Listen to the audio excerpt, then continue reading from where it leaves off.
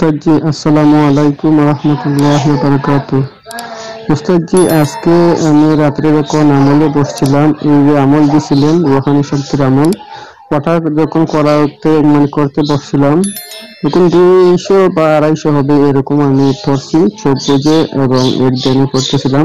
তখন যেমন আমার মানে মনের মধ্যে কল্পনা নাকি এমনি আমি চোখের সামনে আমি দেখতে পেলাম যে আকাশের মধ্যে বড় একটি চাঁদের মতো, যেমন পূর্ণিমার চাঁদ মানে পূর্ণ চাঁদ, ওই রকম পূর্ণ চাঁদের মতো একটি চাঁদ, মানে চাঁদের চাইতে আরো উজ্জ্বল, মানে চাঁদ তো কিছুটা কালো বা এরকম দেখা যায়, কিন্তু এটা অতি উজ্জ্বল, একটা চাঁদের মতো দেখা যাচ্ছিল।